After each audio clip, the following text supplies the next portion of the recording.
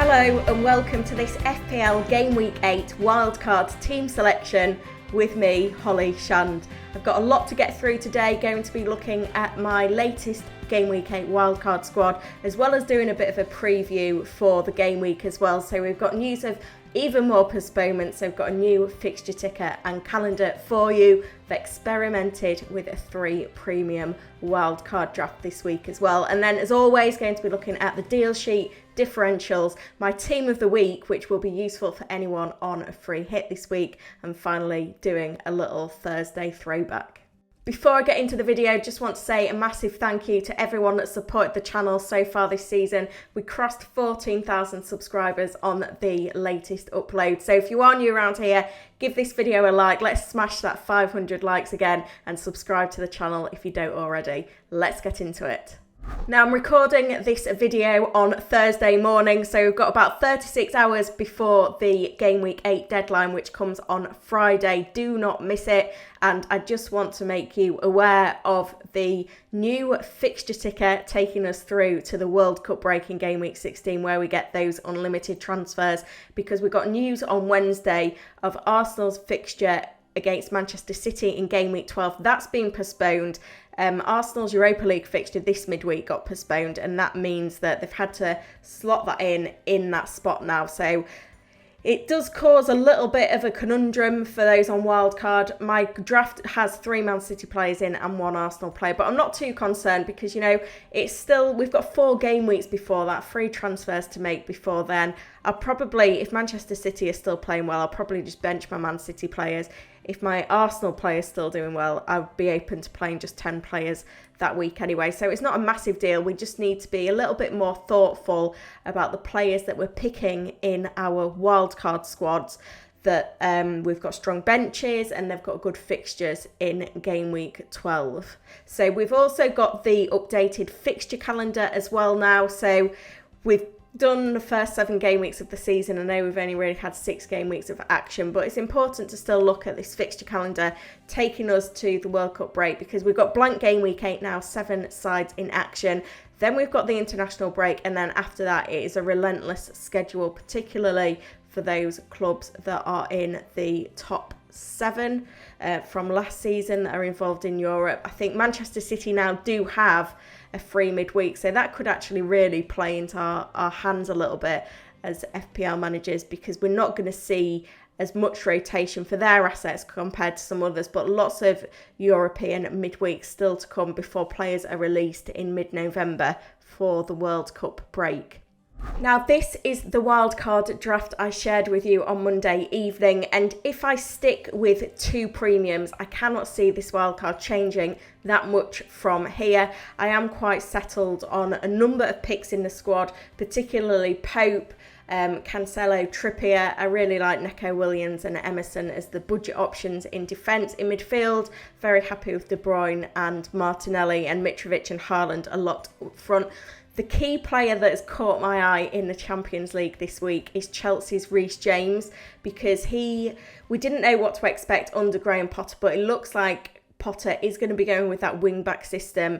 Cucurella was playing very deep. Reece James very advanced, almost like a winger, you know, even more advanced than we tend to see him as a wing-back. So he's on my radar. Now, at the moment, I've got Perisic. I've got 0.4 million in the bank, so I can't afford the straight swap to Reece James. And given that Reece James doesn't have a fixture this week, should we get news that Perisic is likely to start, and we do tend to get some good team leaks from Spurs, I really want to have Perisic this week, but I want to be able to make the move to Reece James. Now, I'd be 0.1 million short as things stand of making that upgrade, which is a little bit of a problem for me. Obviously, if Perisic was to rise in price, that could help me.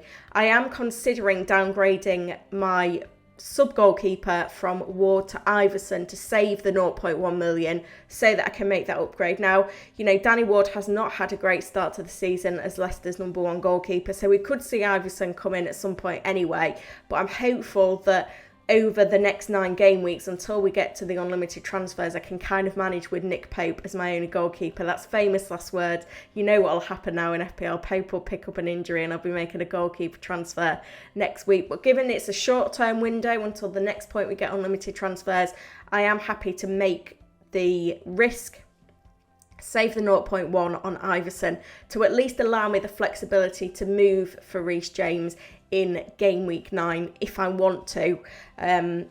It just leaves that little bit of flexibility. Now, the other big decision is, do I go with 3 premiums? Because looking at my wildcard squad that I've shared with you guys, the players I'm kind of wavering on, and my third striker, I've currently got Tony, and then my third and fourth midfielders, I've got Maddison and Zaha at the moment. Zaha for the form, Maddison for the fixtures, but I'm not blown away by those options. It's kind of, well, I've got those funds, they look like the best players at those price points, but I could downgrade in midfield and get Leon Bailey in as an option as my fourth midfielder, perhaps get someone like Anthony Gordon as my third midfielder, and then that would allow me to have Harry Kane up front, which is an intriguing option. I really like Kane's record against Leicester. He's been in great form in the Premier League so far. I think he's got 5 goals in 6 games, also missed a penalty, so he is very consistent, and it does provide me with an alternative captain to Manchester City assets. Now, the trouble with going with the 3 premiums means that each week I'm going to have to start one of Andreas, Neco Williams, Gordon kind of should play every week. I know I've not put him in the lineup for this week. Neco Williams, Andreas Pereira, Emerson, or Leon Bailey. But looking at the fixtures, that's more than viable. The other thing that I need to consider is where that leaves me when I get to game week 12 in terms of the players I'll need to start. Now, Aston Villa play Fulham, so that's a good fixture to start Bailey and Andreas Pereira in. And then if we look further up the fixture ticker, Nottingham Forest play Brighton away, which is a tricky fixture for their attackers, but there's certainly clean sheet potential in there for Neco Williams. West Ham play Liverpool. That is the downside because I would have to use Emerson in that fixture. So I think having the added dilemma of the blank in game week 12, the lack of inflexibility, not being able to easily get back to Mo Salah, not being able to get back to Reece James either from Perisic because of funds in the bank, means that I'm probably not going to go with the 3 premiums on wildcard. My team value is only about 100.1. It's really, really bad. So I can see why some managers are entertaining the wildcard with 3 premiums, but for me, with my team value, I think it's probably just too much of a risk to go with 3 premiums at this stage. Looking at my team selection then for FPL Gameweek 8 with the wildcard squad, the initial 11 kind of picks itself. Obviously, Zaha unavailable for this fixture. Neco Williams and Emerson are my bench options. I can see Fulham scoring against Nottingham Forest. I can see them scoring quite a few actually, which is why I don't want to play Neco Williams in this fixture, given the form of Mitrovic. Kind of don't want to play Emerson. I think away at Everton, it could be quite a tricky fixture. I know Everton are without their talisman in Jordan Pickford, but I do feel like we're going to start to see a little bit more goal scoring form from Everton. So Emerson's on the bench. Andreas is the one that gets the start in place of Zaha, who would be the regular starter in this 3-4-3 formation. So I guess the only decision is keeping my ear to the ground on will Perisic start in game week 8. If not, I'll definitely bring Ward in for Iverson and play and have Reece James, maybe play Emerson this week, or at least leave the funds in the bank so I can go from Perisic to James in game week 9 should I want to.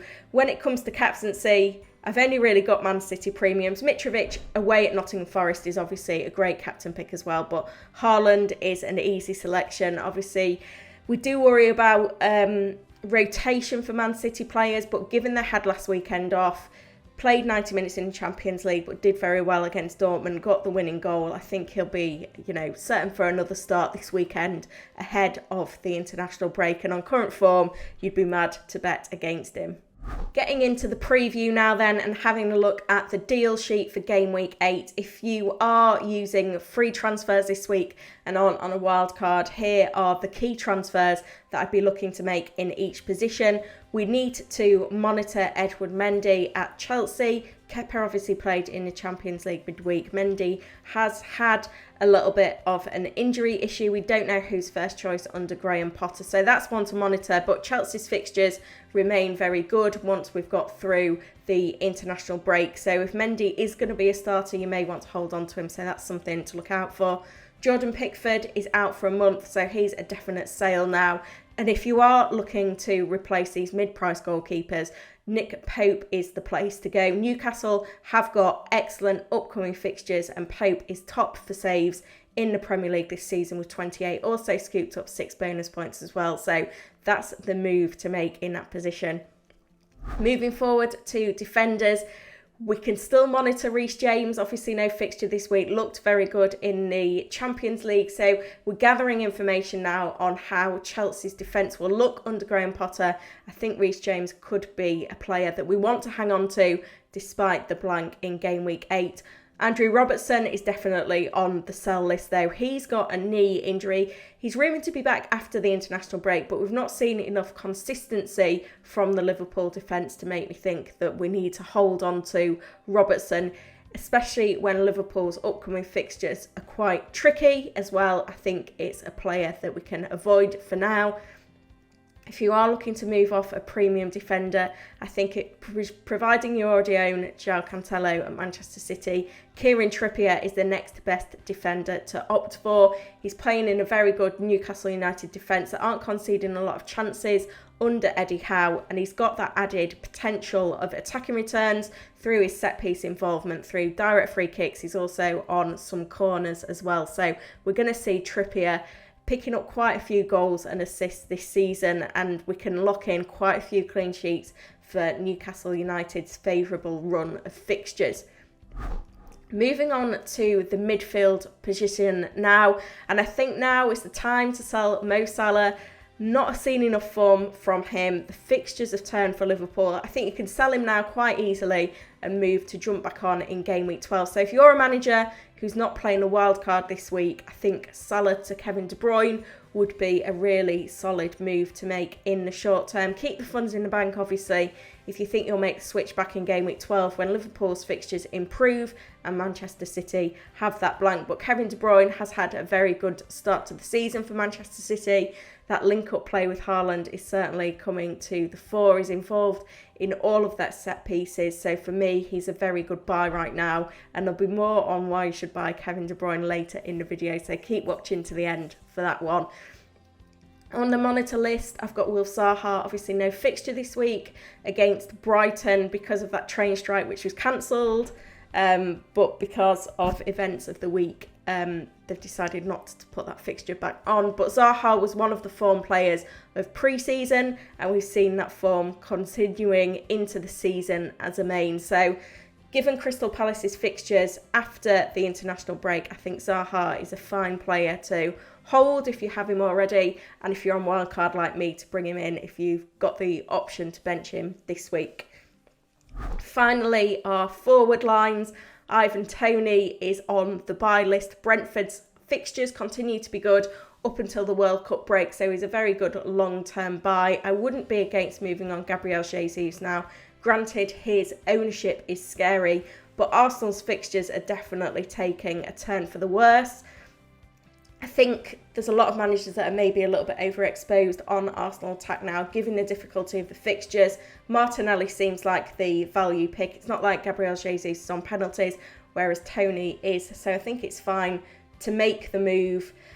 Probably not a transfer that managers not on a wild card are going to be prioritising, because they'll be trying to get to a team of 11 players. However, I do think it's a solid move, and we need to monitor Alexander Isak. He looks like a great option this week. Bournemouth at home, a very good fixture for Newcastle, particularly Newcastle attackers. The headache, though, is that There's quite a few options to lead the line at Newcastle United. I know Isaac's the big money signing, but, pre-existing relationship between Howe and Callum Wilson. And I think once Callum Wilson is fit, there might be a bit of a competition for places. We don't know who's on penalties either, so that's something to consider. So I'd prefer to go with the tried and trusted in Tony at the moment if you're choosing a third striker. If you're hunting for a differential in FPL this week, there's a few options that I've picked out, one in each position, starting off with Matt Targett at Newcastle United. As I mentioned already, great fixture for Newcastle United this week, Bournemouth at home. I know Trippier is a more attacking option on the opposite flank, but Targett certainly can do good things from the left-hand side as well. In midfield, Heung-min Son could be worth the risk for Spurs. Great fixture for them at home to Leicester. Leicester have been in really poor defensive form, so I can see Spurs really finding their goal-scoring form in this fixture. Son's disappointed this season, just one attacking return so far, but given his form last season, surely it's got to improve at some point. Maybe this week is the week to take the punt. And finally, up front, I've picked out Ollie Watkins, who is at home to Southampton this week. He's had a very solid start to the season, Watkins, even though Aston Villa's fixtures have been a bit tricky at times, but now they're turning for the better again. So he's a certain starter under Steven Gerrard, and I'll be interested to see what he can deliver in a favourable home fixture. Now, when it comes to strategy, I've seen a lot of managers weighing up taking a -4 or a -8 point hit this week in order to save their wild card until game week 9 after the international break. Personally, I don't think it's worth it. I think a lot of the players that you'd want on wild card, you'd probably be fine to pick them up this week anyway. And, quite a lot of our fringe players that we'll maybe have on our benches most weeks have good fixtures this week. So it's okay to bring in a few players that blank this week that you want longer term anyway. The other option for those managers that maybe don't have a wild card is to play a free hit this week. Personally, I think that, taking a calculated hit would be better because I think the free hit will be more valuable later in the season. Certainly, there's rumours now that we could have 20 fixtures in a single game week at some point after the World Cup break. So that could be a really good time to free hit or use one of the other chips. So with the disruption that we've seen, I think keep the free hit if you can. But if you feel like there's no other choice this week, then I have built a free hit squad. I've used the My Team tool over on Fantasy Football Hub, and they're still running their special offer of 30% off memberships and win your mini league or your money back. So take advantage of that using the link in the description below. So I've tripled up on Man City. Why not? Haaland, De Bruyne and Cancelo. I think it's a shoo-in with Wolves away this week. I've also gone quite heavy on Newcastle United. I've gone with Almiron, Trippier and Nick Pope for the visit of Bournemouth. And then I've taken a few punts on the Spurs guys, hoping that Perisic starts against Leicester. Also gone with Harry Kane, who loves a goal against Leicester. And then Martinelli against Brentford. I think he's probably still one of the best value players at his price point. And then I've taken a punt on Lucas Dean as well. Aston Villa's fixtures improving. Southampton at home is a good one to target for them as well. So if you are on a free hit team this week, that would be something like what my squad would look like. This one's got 0.8 million in the bank, so you could potentially upgrade Almiron, particularly if your team value is better than mine. But the Fantasy Football Hub algorithm predicts that this team will score 63 points this week, giving it a game week rating of 92. Now, one of the reasons why Kevin De Bruyne is getting so much love on this video, and a little throwback Thursday for you, seeing as this video is released every Thursday, is his record against Wolves. Last season, he absolutely killed the end of my season by scoring 4 goals against Wolves in a double game week. Lots of managers had him captained, some even had them triple captained, and across the 2 fixtures, he managed 30 points, which was just ridiculous. Those that triple captained him got 90 points. I don't think I even managed 90 points through my entire squad that game week. I think it doubled my rank from 30k to 60k or something like that. It was on my birthday as well. Remember it well, 11th of May 2022. So, De Bruyne has got the legacy against Wolves, so I'm very excited to have him in my wildcard squad this week. And I think he's a really good consideration for all managers to jump off Salah and move to Kevin De Bruyne. Remember, Haaland is so highly owned in FPL now that even if you own him and captain him, you're not going to see a significant rank gain from his returns in FPL. So adding another Man City attacker that can maybe combine with De Bruyne could be a route to boosting points when Man City do play in FPL. Now, if you've got any dilemmas over your FPL Game Week 8 team selection ahead of the deadline, which comes on Friday at 6:30, do not miss it. Get in the comments and I'll do my best to answer all of them. Thank you so much for supporting the channel so far. If you would like to help me get to 500 likes on this video, go smash that like button now. And if you are new around here, subscribe to the channel as well. I'll be back tomorrow with a live stream at midday. The link to that is in the description. So if you hit that notify button, it will remind you when I'm going live. I'll reveal my final team and I'll answer your questions in a little Q&A. So don't miss that one either. Good luck for FPL Game Week 8.